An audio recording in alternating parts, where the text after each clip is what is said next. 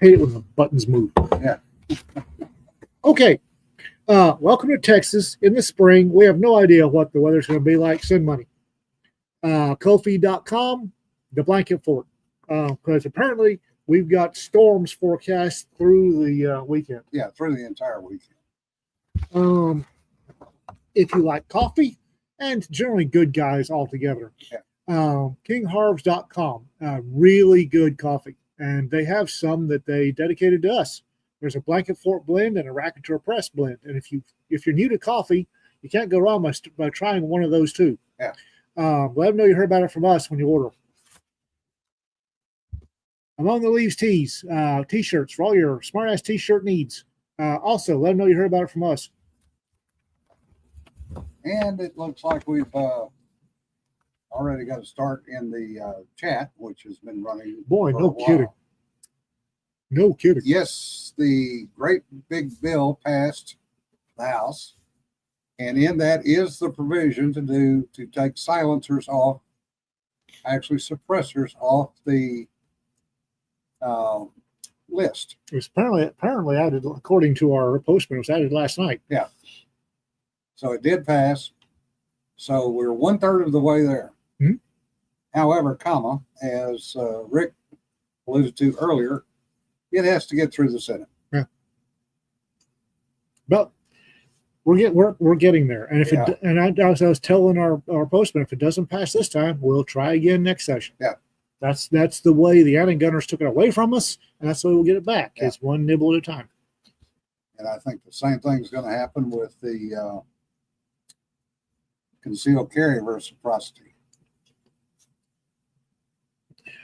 which we were owed for now well over 20 years.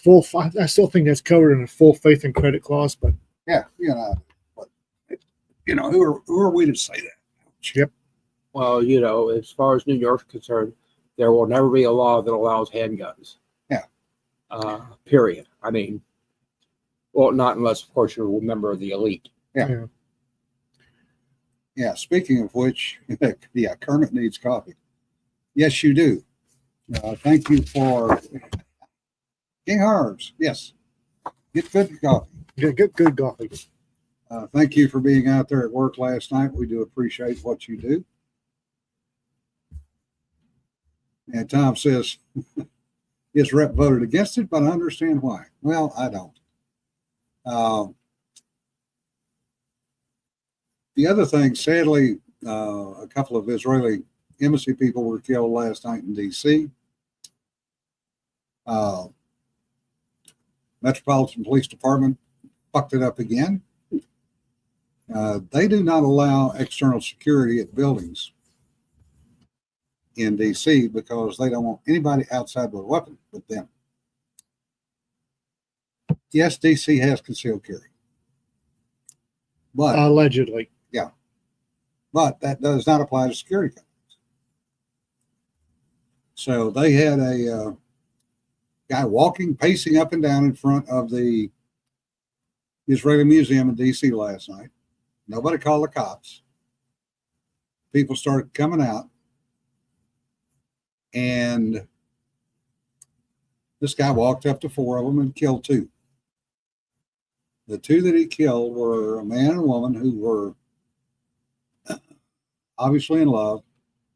About to get married, from what I hear. Now they were either Closing term. They were either getting engaged, were engaged.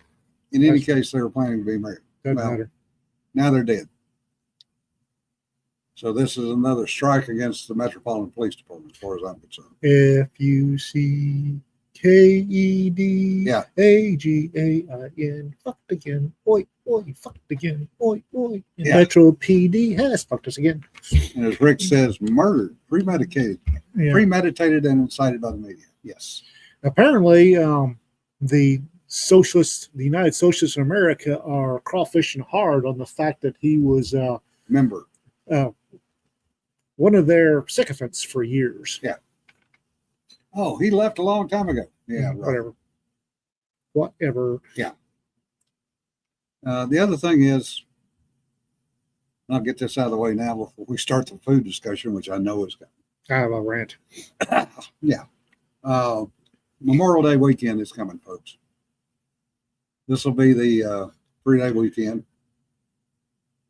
And for all the veterans, this is not the weekend to thank us.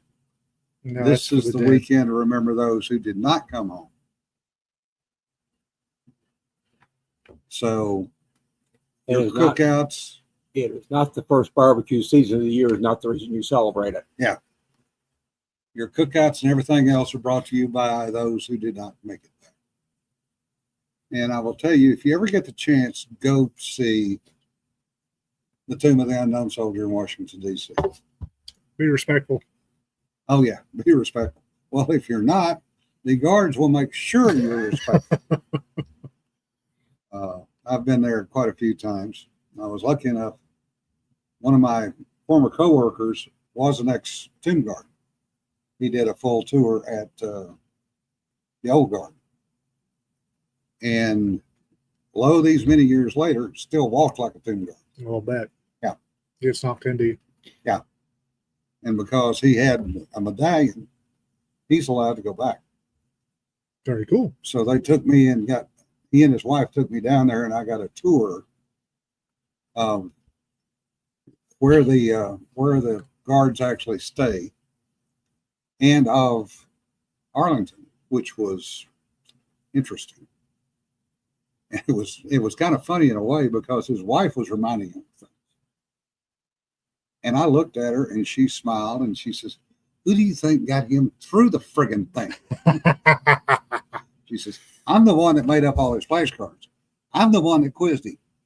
I still remember more than he does." But the uniforms are interesting because they're not the standard Army uniform. They're the old style uniform. And basically what they do is disassemble the uniform and then put it back together. They take all the guts out of the jacket. And it takes Go ahead. Keep talking. Keep talking. It takes 2 people at a minimum to dress them, usually 3.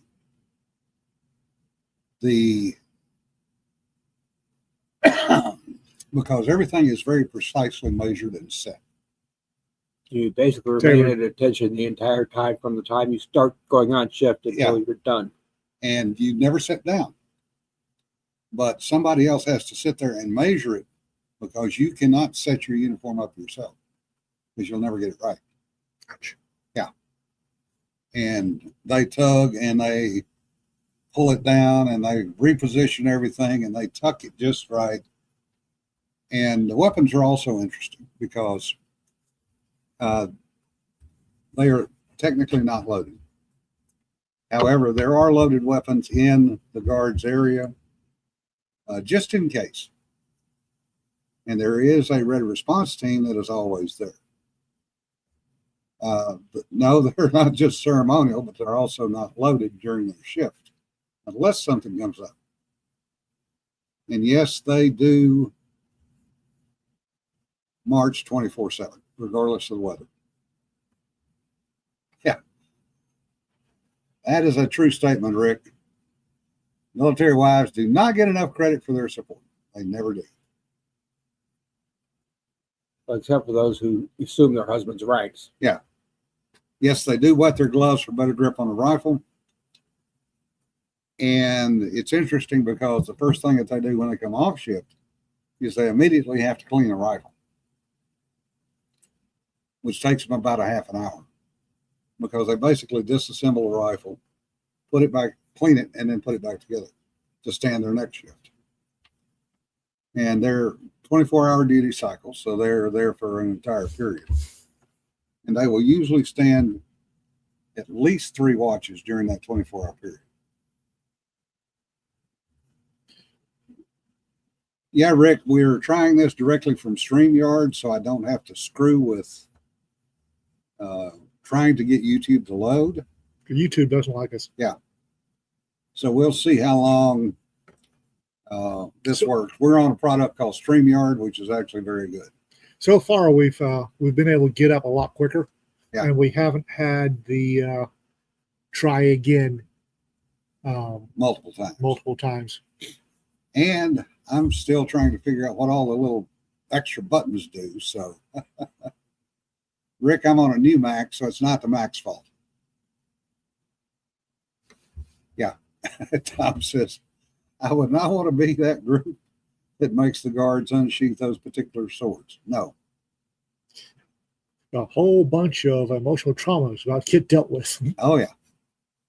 And got to be resolved, yes. And if you are not respectful, you will get respectful or you will get gone. or get out. Yeah. Get respectful, get out. And they do have people who will escort people out of there in a heartbeat, and they will not be nice about it. Video audio core much better than screw tube. Yeah. Sweet. We like it so far. Still Mac just faster. Thank you, Todd.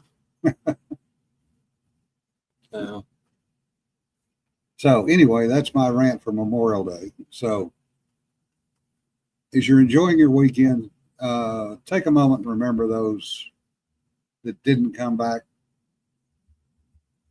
They, yes, Joel, I am using StreamYard. Yep. They're the ones that we owe this weekend to. Not StreamYard, the veterans. And now we have a food rant from Ian.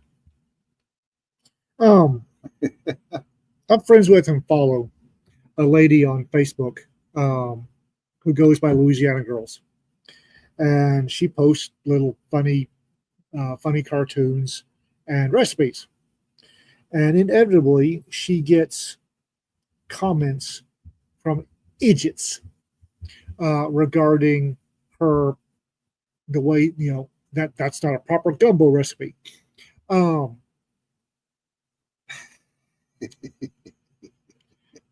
Gumbo is rural poor people's food. It was a way to feed a family of 12 on $5 a week and whatever protein daddy could pot on the way home. There are 3 rules, and only 3 hard and fast rules for gumbo. These are: 1, it must be a stew. 2, it must involve a dark roux. 3, served over some sort of starch. That's it. That's the sum total rules for gumbo. Because when Meemaw was having to feed 10 kids and a husband coming off the shrimp boat, she threw whatever would fit in the pot in for the gumbo. These folks saying, well, you didn't put okra in there, so it's not gumbo. No, it's possums make great gumbo. You put kale in, it can't be gumbo. If you're starving, you put whatever it goes in there. Now there are. Well, I would still argue with you over kale. Meemaw wouldn't. It's if she didn't have she started with a roux, she had rice set up, and everything else went in the pot because she had to feed. Well, my grandma had to feed 6 kids. Well, it was always the Trinity. Oh, and well, that goes with Cajun. That goes for Cajun cookie. You have to have the Trinity. There are preferences, and I will argue the preferences. But for instance, I don't do tomatoes in gumbo when I'm making it. If you put a bowl of gumbo in front of me with tomatoes in it, I will eat the hell out of it. But as far as my family is concerned, that was New Orleans gumbo. Mm-hmm. It was still gumbo, it's just New Orleans gumbo. I'm not a big fan of okra, not because it doesn't belong in gumbo, but because I'm like my father. I like pickled okra, I like fried okra. Any other okra, it's a texture thing. It's slimy. No, it's not. If you fry it or you pickle it, I'll eat the hell out of it. You've Cook- eaten it in my gumbo too. I have indeed. And you have not complained. And I wouldn't. But it's, and our preference in my family was surf doesn't go with turf. Sausage doesn't count. You either have chicken and sausage gumbo, or possum and sausage, or turkey and sausage, or you have shrimp and sausage, or crawdad and crawdad. Yeah. You didn't mix surf and turf. That doesn't mean it couldn't be done. That was just a preference in my family. So these idiots getting on Louisiana Girls about you didn't put shrimp. That can't be gumbo. The hell it can't. There's these people get frou-frou with gumbo. It's not frou-frou food. It really isn't. No, it's Gumbo- never been. The gumbo has never nothing out of Cajun country is frou-frou. It's Cajuns have been some of the poorest people. Cajuns and Creoles have been some of the poorest people in the world. Yep. It's a rural area. They didn't get paid real well, and they were Catholics and had large families. They didn't get picky about what made a jambalaya or a gumbo. It's like whatever grandma could make, there you go. It's like that pot hillbilly family had a pot of stew on the back of the stove, 24 hours a day, 7 days a week, and whatever you had left over or whatever you came up with went in it. Mm-hmm. And you had no idea what it was, but it was always good. Now, Yeah. Richard, you'd never mix octopus and armadillo. Well, you can, just my family didn't. Because that surf and turf doesn't mix. I've had octopus gumbo. Yeah. It wasn't bad. It was basically A little Well- chewy. it was what was left Yeah. after the shrimp boat sold out. So there were taters in it, and there were some shrimp, and there was some octopus, and it was Yeah. a really good gumbo. It's just I don't understand this. It's got to have this. It's got to have that. The only thing it's got to have is a really dark roux. Gumbo has to have a dark roux. Yeah. Man will back me up on this. It has to have a dark roux. Has to be served over starch. It has to be a stew, a low and slow cooked stew. Yeah. I'm just, and every time she puts up a gumbo recipe, Chili Couillons in the comments, that's not gumbo. Yeah. The hell it's not. Well, now I will admit that one New York recipe we saw was not gumbo. It didn't start with a roux. No. It had no roux in it. I'm sorry, it was a Disney recipe. Disney for the princess or whatever the hell that the Disney New Orleans set cartoon was, and Disney for about 3.2 minutes had a recipe for gumbo to support this. It had kale and tomatoes and no roux. Yeah, it did not start with a roux. Kale and tomatoes, Yeah. and no roux. No, And it no roux. didn't start with a roux. It was Okay. a soup. No, that And then quinoa. It was served with quinoa. Yeah. Princess and the Frog. Thank you. And quinoa they got kale. dragged. and tomato. Are you sure that wasn't engine cleaner? Yeah. It's a soup, but there was no roux. Where's Yeah. the roux? Yeah. And the way you make a roux, he pronounced it roux, I pronounce it roux. He's from northern Louisiana. It's roux. The way you make a roux is you take oil or bacon grease or lard, and you take flour, Mhm. and you get the oil hot, and you trickle the flour in, stirring constantly. And you're going to be there a while. Yeah. Yeah. Preferably, you're doing it in a cast iron skillet because you want to scrape it and scrape it and scrape it. And if you've never burned a roux, you've never made a roux. Yeah. Sooner or later you're gonna burn a roux. That when you do, there is no way to salvage it. Yeah. Dump it and start again from scratch. But you didn't let me finish. Mhm. The way you start a roux and the way you finish a roux, it's two different things. Mhm. Okay, Sir Brass, have a good one. Yes, flour, fried, and bacon grease. And what you do is you stir it constantly. Mhm. It will start turning colors. You get a light color and it gradually, about the color of an acorn, is when you want to start thinking about stopping the roux. About the color of a what? Acorn. Acorn. Acorn. Yes. What? I didn't say a thing. I didn't say a thing. Every once in a while the southern comes out of that man. Anyway, what you use to stop a roux, whatever, is row your boat. you use onion, which is part of the Holy Trinity. Mhm. The reason being the acidity in the onion will freeze the color. That's the way you stop one.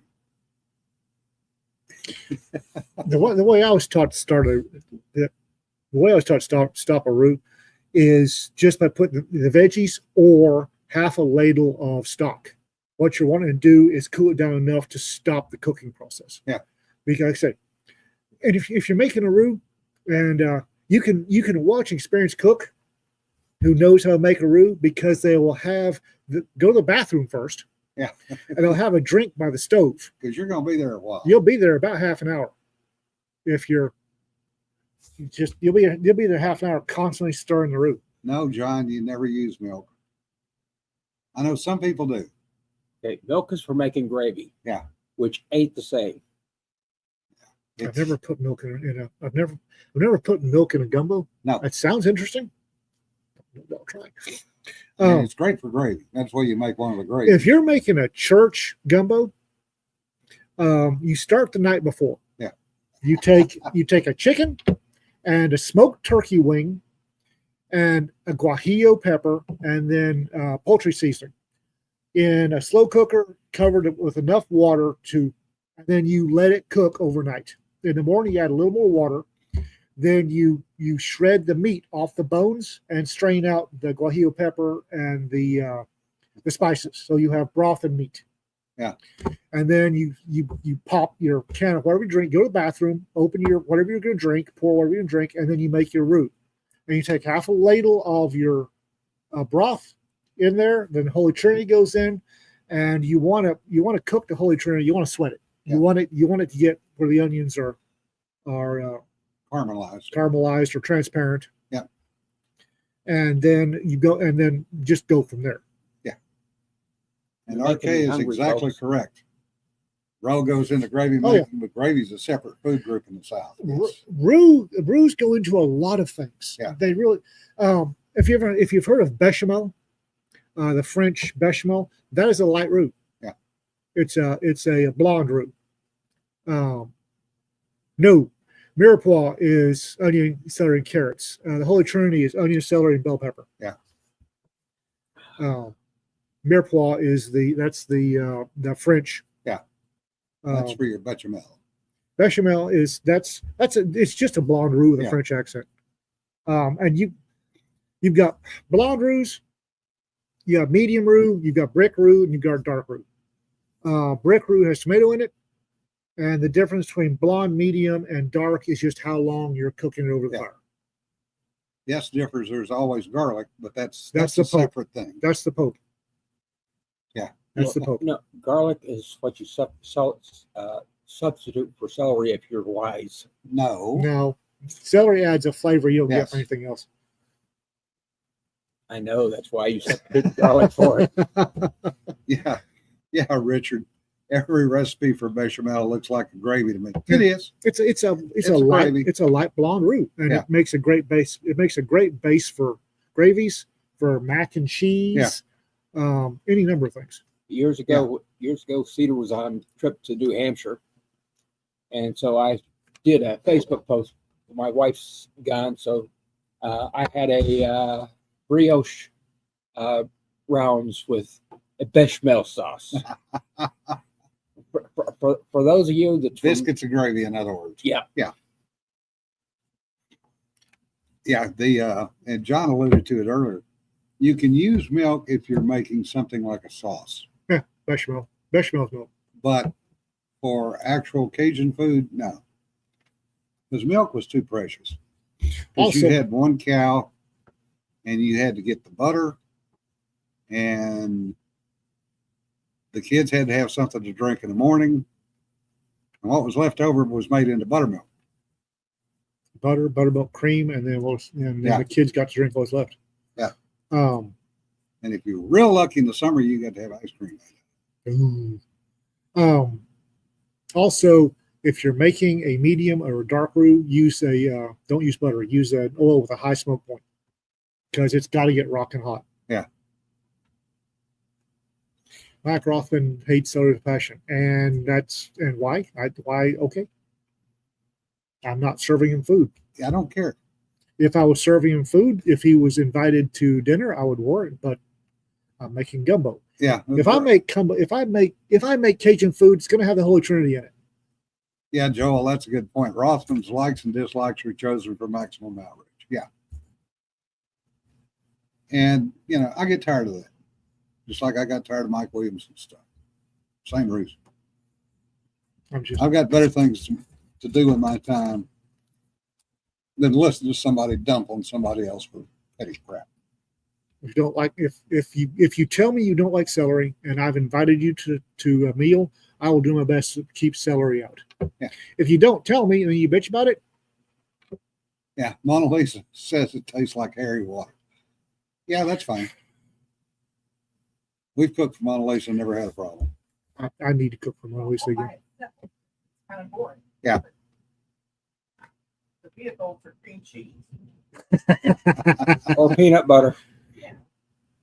with raisins. I love celery. Nature's floss. Well, and you Yeah. you don't put the entire celery stalk into your gumbo, or Chop it up. anything. You chop it up. If people chop it up, it's great. Hmm?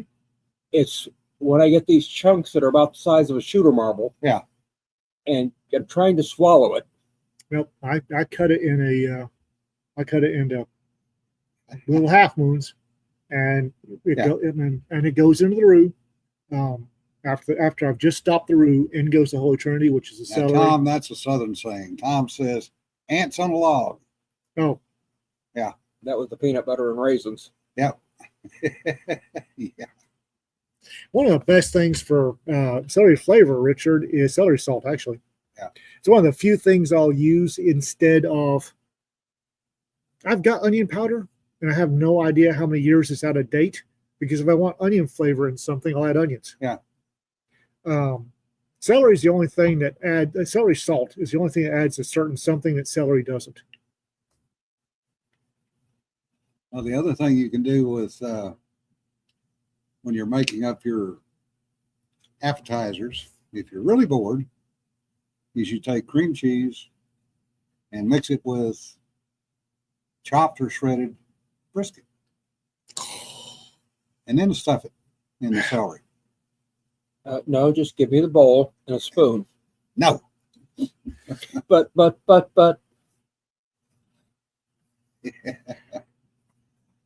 sauteed onions and garlic while deciding what to cook for dinner. Yeah, that works too. Yeah, Hey, celery. Peter, you're not supposed to be here. Aren't you supposed to be on a plane? tomorrow. Oh, No. tomorrow.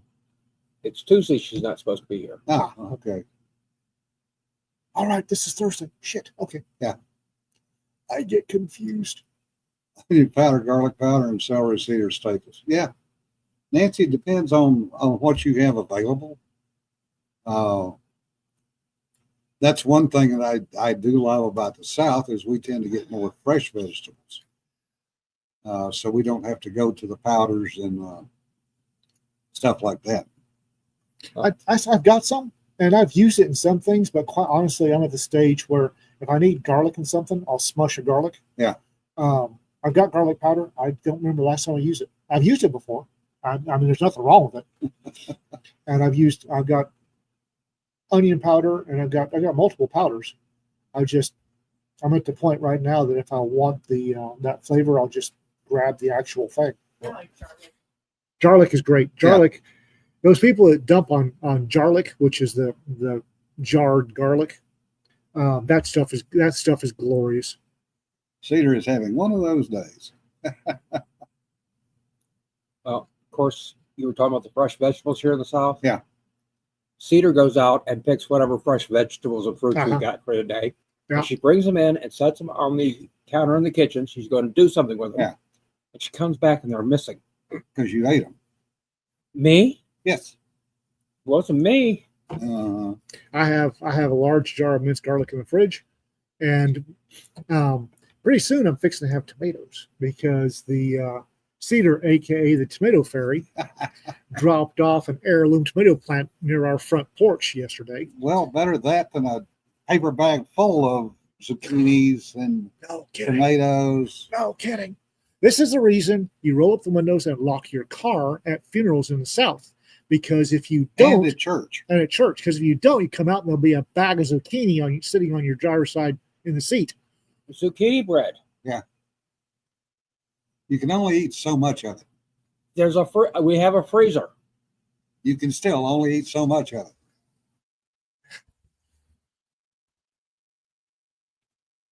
it. Amish happy salt.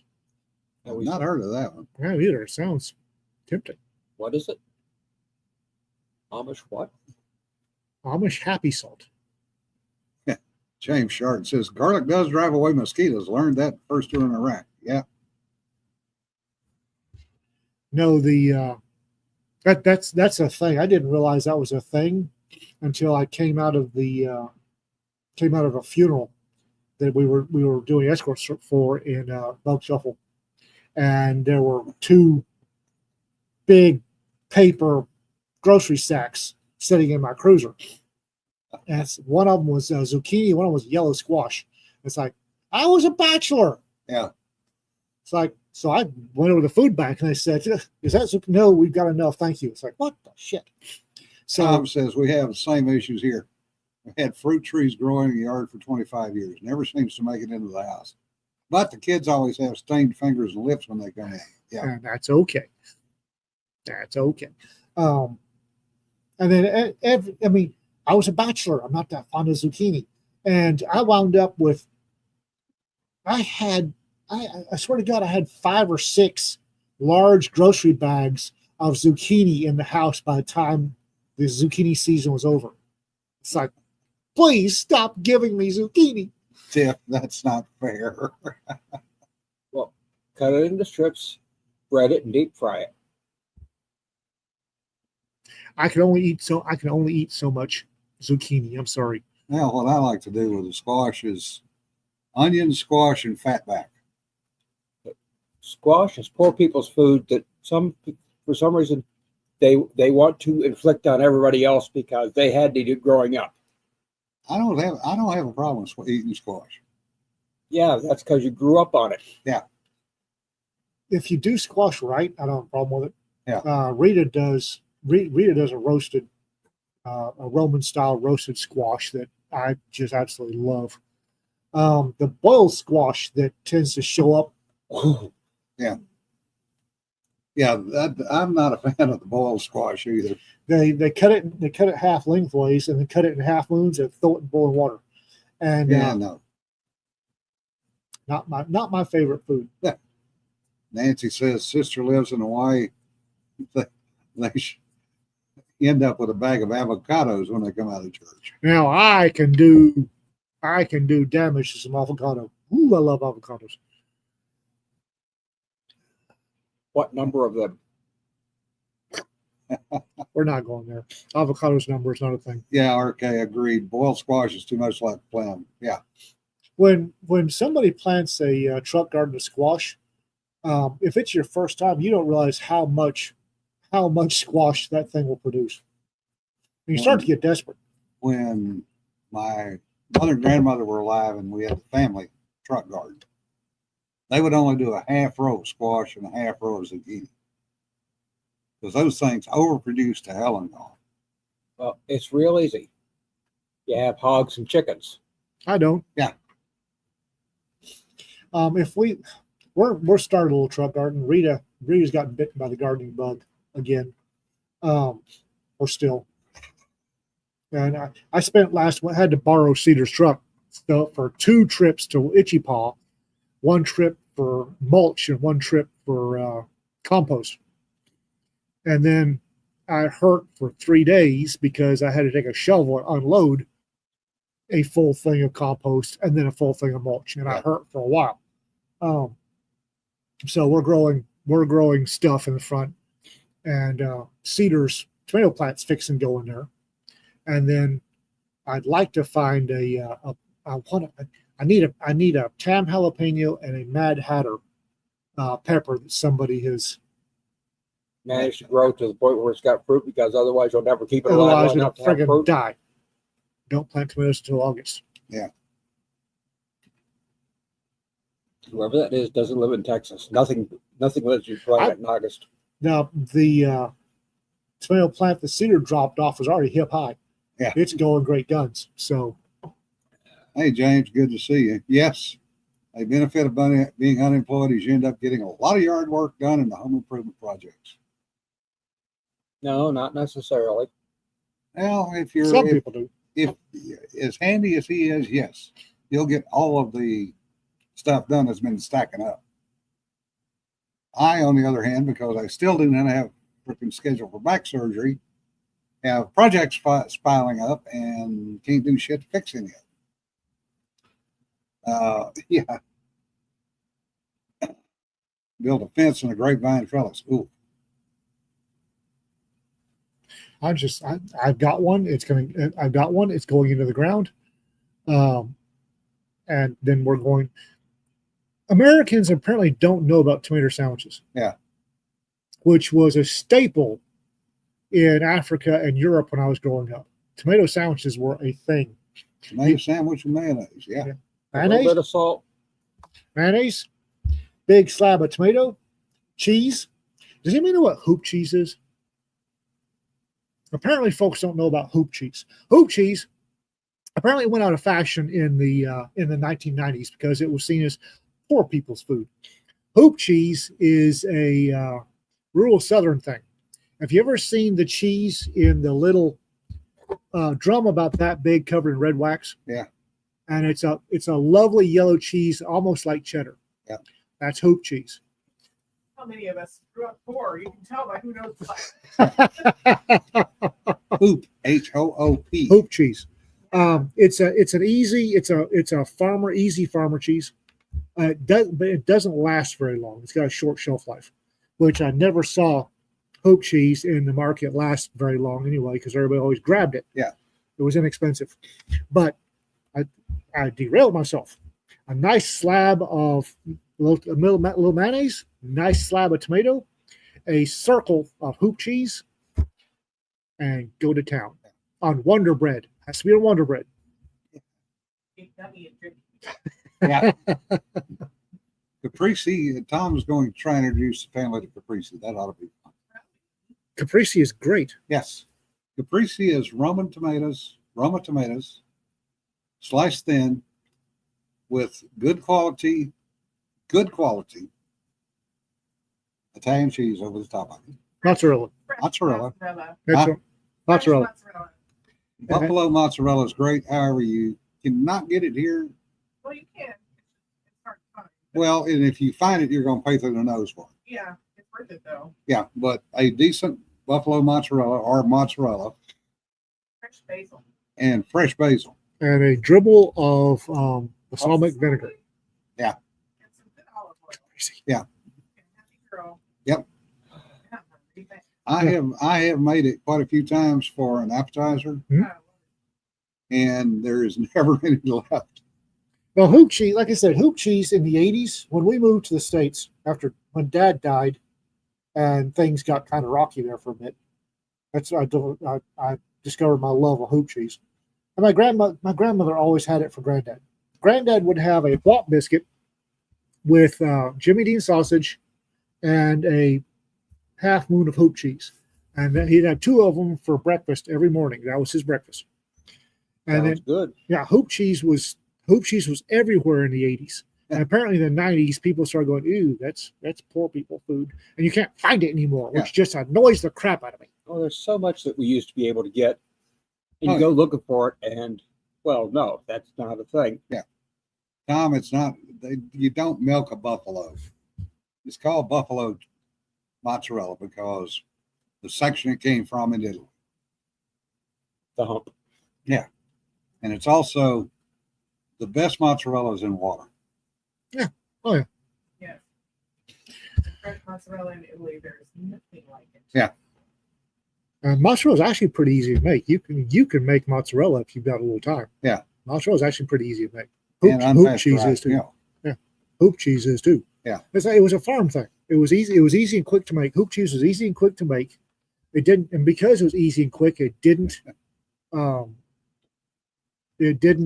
cost much. So if you were a new widow with 300 children, you hoop cheese was. You could get a cylinder of it like this for, if I remember right, 29 cents in the 80s. Yeah. And it was really good cheese, melted great. Well, Yeah. There's a lot of stuff that you just aren't going to get anymore unless you know how to make it yourself. Yeah. There was something I was looking for the other day. And do they still have this? No.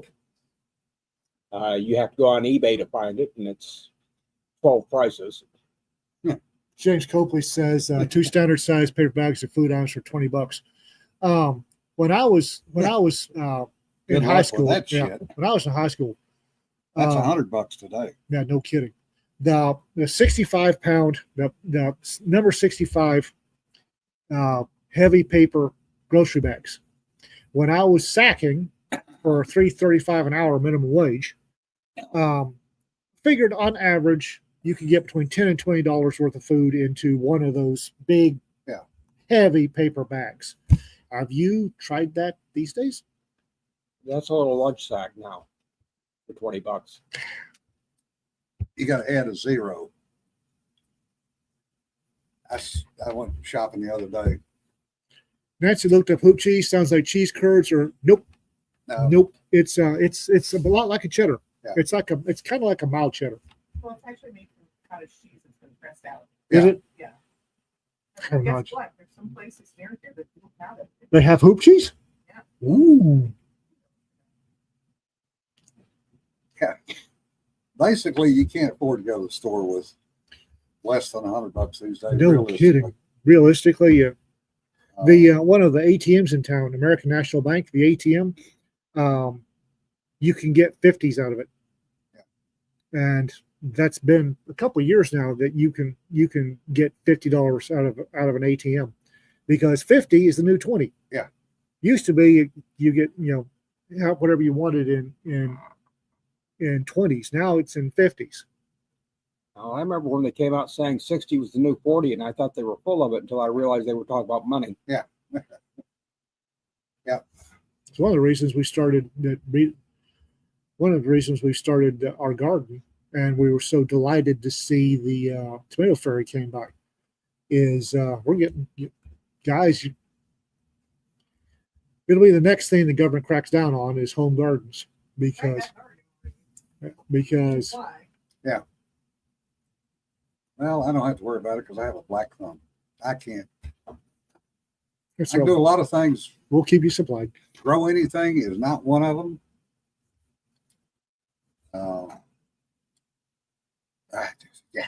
I killed a cactus. Well, It's hard to do. Bye. we'll try and keep you with some Yeah. fresh supplies. Just remember that when the time comes, we'll be needing fertilizer and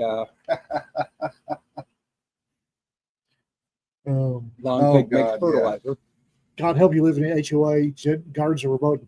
God help you live in an HOA. Period. Why? Don't. That's one of the first things when folks move here. One of the first things I tell them is check Zillow down at the very bottom, whether it says HOA yes or no. If it's HOA yes, don't move there. Do they have an HOA here in Tiny Town? Nope. Probably. John makes a good point. They did try to crack down on home gardens 2 years ago under Biden. They wanted to regulate and outlaw them. Oh yeah. It's like raw milk, which My promise voted in Pennsylvania. Yeah. I mean, raw milk. I mean, that's what we drank when I was a kid, growing, because you milk the cows, Yeah. you strain the cream, you put it in the cans, and what you didn't send out with them went in the kitchen. I don't mind raw milk. It's just I understand the reason for pasteurized milk, and it doesn't bother me. Yeah, Tom, that'll change. I have no particular desire for raw milk. I just don't understand why it's such a bugaboo. Because it's not safe. Well, there are It hasn't been. if your dairy farmer is sleepy or just plain lazy, you can wind up with Contaminated milk. Yeah. cow crap or goat crap in your milk. It is a thing. Yeah. I don't mind pasteurized milk. It doesn't bother me a bit. I will drink raw milk if I know where the farmer came from. Because like I said, if they're if they're clumsy or sleepy or don't give a damn, I don't like cow flop in my milk. Well, I knew they're getting rid of everything that made life good. There was a pipe stuck into the side of a bank Yeah. in Ohio. Had water running out of it, fresh water. People came from miles. It was plugged into a spring. Yeah. It was really good water. Now, I only drank it when I was passing by because I was a kid and thirsty. It was Yeah. like drinking out of the hose. Except for the fact this was always cold water. Yeah. Came out of spring. And the government, in its benevolent wisdom, came by. People have been drinking out of this pipe on the side of the road for 100 years Yeah. or more, and capped it off Oh yeah, of course. because it was water. The Middle East, where North Africa and the Middle East, it is a sin not to have public water. Yeah. It may not be officially a sin, but you don't deny water to your worst enemy. You don't deny water to people. So, Middle East, around Mediterranean, there are public fountains everywhere. And yeah, you can drink out of the public fountains. People do. And they would never think of capping off a public fountain. I don't understand. One, I don't understand why there aren't public fountains here. I really don't. Well, actually, I kind of do. Yeah. Because this is a rant I'll get into on a different time. Yeah. But our poor people have been coddled by the government to the point that they have no self-responsibility. Okay, our inner city poor people. Let's be a little more specific. No, it's not just inner city. Trailer park poor people are the same damn way. Yeah. They've been coddled by the government that they have no more sense of civic responsibility. They really don't. The homeless go to homeless camp anywhere, and Yeah, They're- they don't give a shit. there's no sense of civic responsibility, which makes it really hard to have a public fountain. Yeah, as Tom says, this is why we can't have nice things. We had public fountain down in Eugene, and they had to take it out completely because the homeless thought it was the place they could shower and shit. Right, yeah, right. and do all kinds of crap. So And that's squarely on the foot of the federal government. Yeah. Well, remember when the FDA tried to do away with the cheese boards Oh yeah. and the cheese manufacturers? Yep. They said it was unsafe and there was bacteria there. Yes, there's bacteria there. No kidding. That's how you get cheese. That's how you get cheese. Yeah. They wanted to outlaw the cheese boards and make them use stainless steel Or plastic. or plastic. That was even better. That's I remember You wouldn't have gotten any cheese. the butchery where I worked briefly had a wood chopping block. Yeah. And the FDA came in and told them they had to transition to this white polycarbonate thing. Yeah. And for years that the wood butchery block, every night, some poor bugger, whoever was new, would have to scrape that thing clean, bleach it, scrape it clean. And never had any sort of listeria or anything else out of the butchery. And then transitioned to the white poly what the hell ever. Yeah. And we started getting complaints. And it turns out that the wood, even though it's dead, still has some of the antibacterial properties that kept Yeah. the tree alive, where the plastic polycarbonate thing didn't. I remember that. That butcher block in Pines. Yeah, It's got the difference in it. That butcher block is probably it was there when Pines opened over 100 years ago. Yeah. been there since 1914. Same butcher block, still in use. And every night they scrape it, they Yeah. bleach it, and scrape it. Yeah. Which is what you do. But back to the government giving money for free to poor people and then telling them they should be proud and not ashamed has resulted in a. I don't want to get off on soapbox here, but it's resulted in an entitled poor class. Yeah.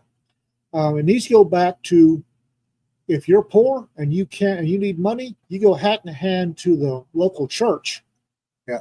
So you'd be shamed enough to actually go out and look for a fucking job. Yeah, Rick, that's a good point. When they toured the Tillamook factory years ago, saw the line for making cheddar. The rabbis actually come in and make sure to supervise the cleaning so that they can make it kosher. Yes. Yep. Because the rabbis are like everybody else. They like it.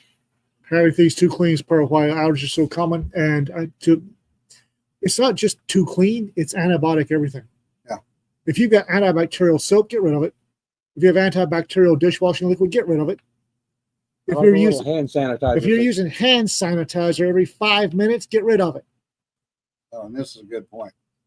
The white poly is hell on a knife edge. Yes. Yep. Yep, sure is. Thank you for that reminder. That's Would- true. Would you believe glass is easier? A glass cutting board is easier on your knife edge than the white poly one Yeah. is. That blew my mind. I wouldn't use a glass one, but it's actually easier on your knife edge. I would drop the son of a bitch and break it. I'd hit it with the point of the knife and shatter it. Yeah. I like a wood one. Just give me. I'll even take bamboo. I'm not picky.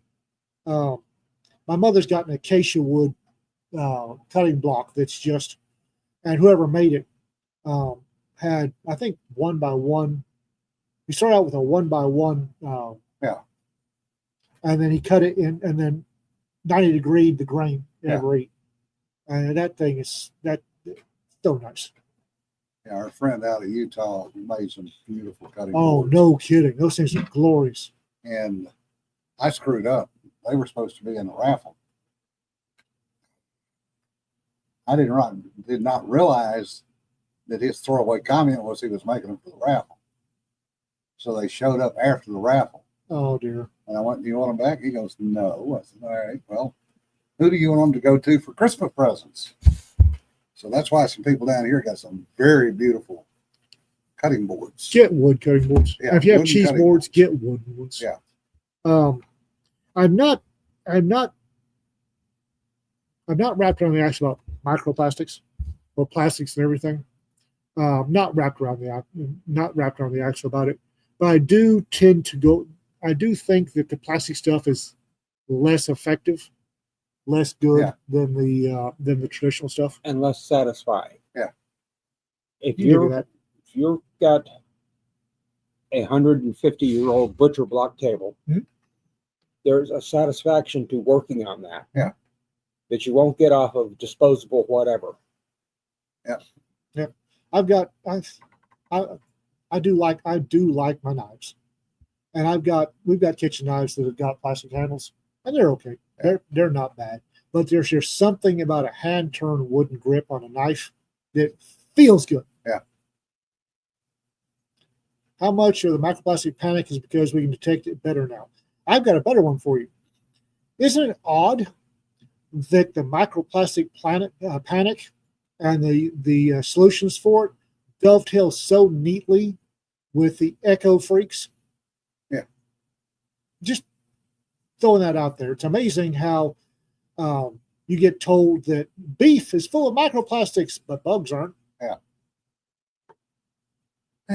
Not so much.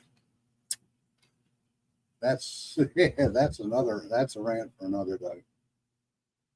Oh God, there are so many things we could rant on. But that's It's not- amazing. We could go a year just ranting about stuff. We wouldn't have any watchers anymore, Yeah. but we could go a year Yeah. ranting about stuff. Oh, Doing it in the parking lot.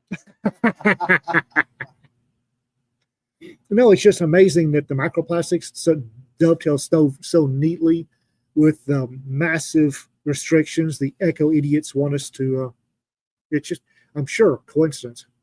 RK, hope the doctor's appointment for Hokkaido goes good. Hell yes. Well, something I noticed, I worked at a university for a while, I'm Miami sorry. University of Ohio. I was in charge of repairing all their electronic scientific equipment, and some of the mechanical. And they had little posters up there from the ecologically conscious groups in the science up buildings, which is where I spent all my time. Yay. Oh joy. There are many joys about working with college students, but they had all these signs up. Do you that rallies against plastic? Because do you realize that a water bottle will last 1,000 years before it will break down. And How do they know that? Well, number we one, haven't how do had they know? plastic for 1,000 years. Number two, have you ever seen a plastic bottle that's been out in the woods someplace for a year or two? It's about half gone already. Yeah. It doesn't look like they just got thrown away. Well, and it's like, plastics are bad for the environment. We don't recycle. We don't recycle anything else either. Yeah. We don't recycle anything else either. Michael, Bottles, glass is recyclable. We're not recycling it. Michael says, heck, the watchers of the rants would keep suggesting topics. Yeah, y'all do that anyway. Well, actually, the thing that you just mentioned, glass is probably the most recyclable material there is. I would say it's right up there with steel Uh, or aluminum. yeah. Yeah. But you never even hear about any recommending recycling glass. And recycling pretty much has gone away of the dodo anyway. Yeah. Because even the supposed recycling in the major cities, they're doing a combined. Yeah, Yeah. I love the fact Jim showed me, and we were down in Dallas, and big recycling stuff down there. And we were at somewhere, and you had you had this series, setup, and you had the paper, glass, and everything else. Yeah. And when you lifted them, they all went in the same bin. Well, most businesses, they have the little trash cans, got two Yeah. circles, one side recyclable. They got one bag. They got one bag in it. And if you ever go watch them pick up the recyclables with the truck, all of it goes to the same truck. Same truck. Same hole in the same truck. Same hole, the same truck. Yeah. Yep. So, But we're doing something for the environment. It's like a hashtag. Yeah. I don't know what to tell you. yeah, nobody's buying glass. That's part of the problem. Because glass actually is one of the most recyclable products. That's why for many, many years, all of the soda pop manufacturers paid 2 cents to 5 cents a bottle to get them back. Because all they would do is melt them down and reform them into bottles again. Now, let's talk about what is coming out book-wise. Holy Snowball drops. this Oh, 28. Cereals are tomorrow is Wally's No, last. cereals, third one dropped yesterday. Yeah. And Okay. it goes away Saturday. Wally's Overture of Shadows. The last serial, number 3 part, dropped yesterday. It will be going away pretty quick. Yeah. And then Saturday, and then after a while, you'll be able to buy the full novel or full ebook, not the serialized. And guys, Wally's is a really, really, really good. This is I'm quite happy with this. Early Mercedes Lackey. Early Mercedes Lackey, okay. Well, it is. I mean, got that same kind of wonderful voice and Harper Hall and Kern. I mean, it's really good. It's a really good. It's a classic, and more people should be reading it. And Cedar is working on getting one out herself.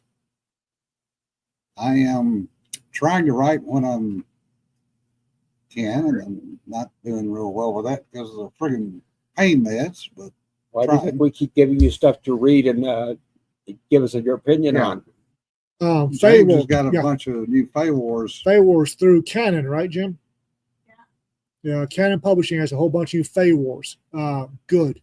So you should probably, if you like military urban, you'll like Yeah. that. You'll like that That's fun stuff.